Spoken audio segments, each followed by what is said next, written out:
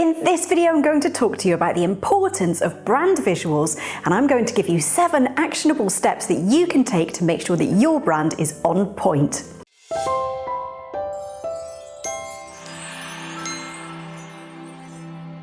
Now, if you already have a gorgeous website and you have a great range of social visuals and you've got people flooding to your business because they love what your brand is doing for you, then this video isn't for you. But if you're thinking that your brand could do with a little bit of a tweak or maybe even a complete overhaul, or you just don't know where to begin, then you're in the right place. I'm Kate Hatherall. This is the Interior Designers Hub, where we help people to build wildly successful interior design businesses. When you work in the interior design industry, of course you're going to be judged on how good your visuals are. And that means that you have to make sure that your visuals look amazing. And it doesn't just apply to your interior design, it also applies to the whole of your brand. So whether they come across you on Facebook or Instagram or they're looking at your website, you have to make sure that you've got a consistent look and feel to everything that you do.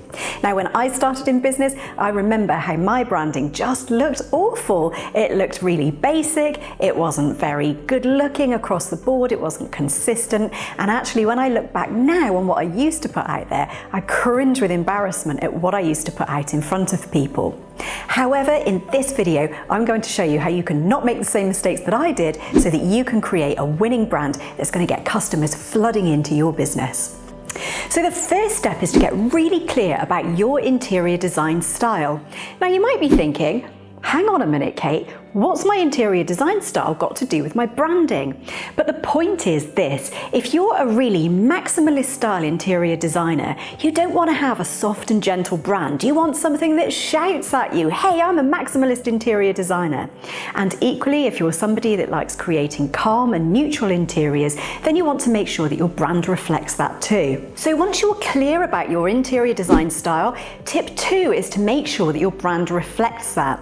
So if you are a maximalist, you're going to want to make sure that your brand is really colourful and vibrant, and if you're more minimalist, you want to make sure that your brand is really calm, that you're using simple fonts and things like that. Tip number 3 is to come up with a list of brand words that reflect what your brand is all about.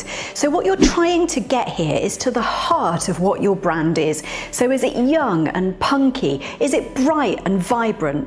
So think of up to about 5 words that really encapsulate exactly the type of brand that you are. So step number 4 is the fun bit. It's where you're going to create a mood board that showcases all of the images that really encapsulate that brand. So again, thinking about, is your brand about being funky and punky, or is your brand about being sophisticated and elegant?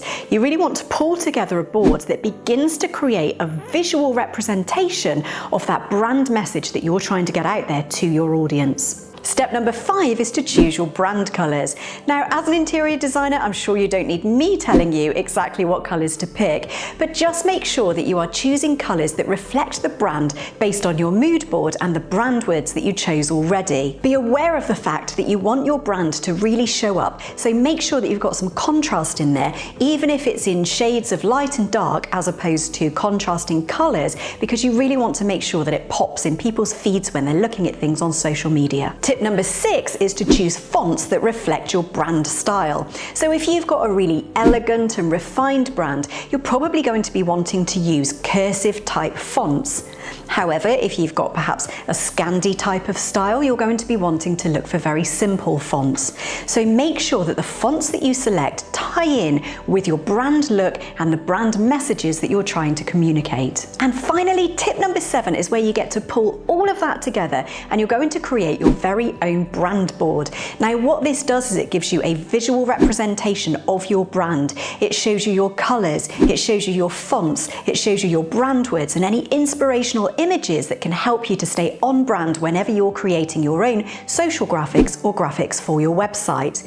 It's also really useful as well if you decide to start working with a social media manager or a graphic designer or a website designer to make sure that everybody that works with you stays on brand and keeps that brand on message. Okay, Okay, so let's recap on what those are. Step number 1 was about making sure that you're clear about your interior design style. Step number 2 is about making sure that that look and feel of your brand relates to your interior design style. Number 3 was to collate a selection of brand words that really describe the messages that you're trying to get out there. Step number 4 was to create a mood board to bring together all of the brand inspiration images. Step number 5 is to choose your colors that reflect your mood board. Number 6 was to choose a selection of fonts that really reflect what your brand is all about. And number 7 is all about how to pull everything together into a brand board so that you've got that guiding document for you. If you found this video helpful, then please check out our membership Hub Insiders, where we help people to do all that you've learned in this video and so much more. We help people to grow wildly successful businesses.